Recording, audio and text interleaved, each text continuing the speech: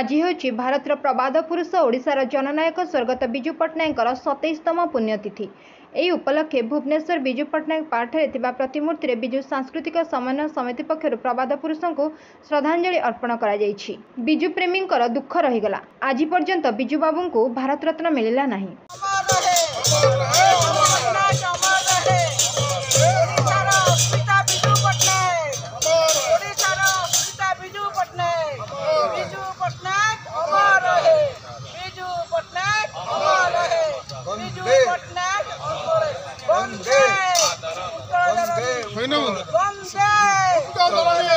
मु विजु जनता दलर होची उपसभापति, उत्कल सम्मेलन उपसभापति।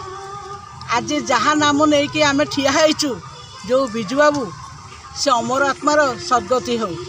आज जो कथा कहले विजु बाबू को ये मिललानी भारत रत्न मिललानी, किंतु विजु बाबू को भारत रत्न न मिले सी सब जुगे जुगे अमर होकर रही से अमर होकर रही। कारण ताको जगू गोटे लोक हाथ देखिए कही मो ओडिशा आउ कहीं कही नथिले मो ओडिशा।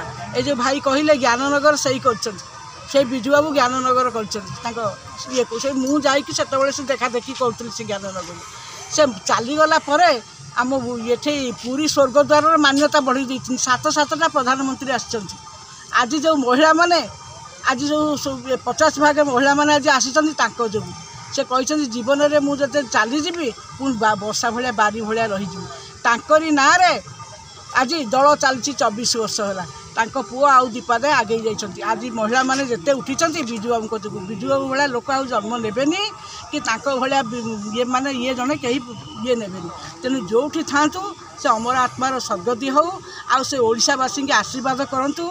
ओडिशा एमती जमी कहते उठरे उठरे उत्कल संतान उठू आउ तू केते दिने पूर्व गौरव पूर्व महिमा पड़ी नहींकि मोर तोर मने से विजु बाबू को देखले ओडिया रक्त संचालन हम से आगू को माड़ी चलिए। एति कही बाणी के विराम दौर बंदे उत्कल जननी जय जगन्नाथ। विजु बाबू तो आज पर्यटन भारत रत्न मिलानी किंतु जहाँ आपंकर श्रद्धा सुमन स्वरूप आप श्रद्धांजलि दौरान सब जन्मदिन हो श्राद्ध दिवस किंतु आउ अन्य माने भूलीगले। विजु बाबू जड़े अस्मिता पुरुष से कलिंग बा उत्कलीय जातीयता को जागृत करने सारा जीवन काम करछंती।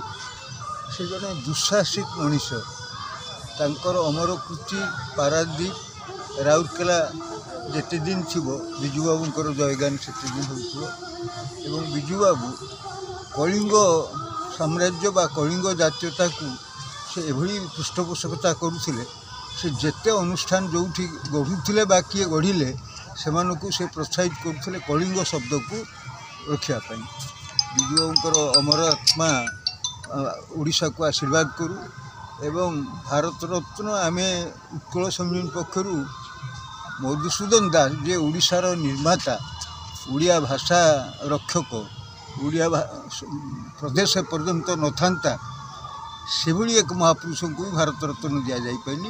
विजु बाबू को भारत रत्न देवा उचित किंतु ओडिशा को केंद्र सरकार बा दिल्ली दरबार बहुत अवहेला कर जहा ये दुई जन को भारत रत्न शीघ्र मिलवा उचित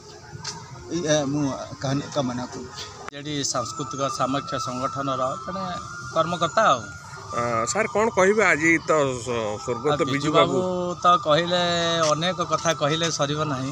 विजु बाबूंकर एते इतिहास रही जहाँकि एमती जीवन में केवे क्या कौटी आम पाइबुने कहीं आम 92 मसीह विजु बाबू को जाचु जे विजु बाबू आमर कलिंग कुटीर 92 मसीह ज्ञाननगर प्रथम करते जेहेतु तांको बहुत कथा अच्छी। तेणु बाकी आम एति कहबू 27तम श्राद्ध दिवस विजु बाबूंकर अमर आत्मा महाप्रभु सद्गति दियंतु यही हूँ आमर कामना एतिक आमर आशा एवं विजेडी सांस्कृतिक समक्ष संगठन समस्त से बाबद समस्ते तत्पर एवं समस्त सहयोग ये कार्यक्रमटी आम आज करिछु। Bureau report 51 news agency.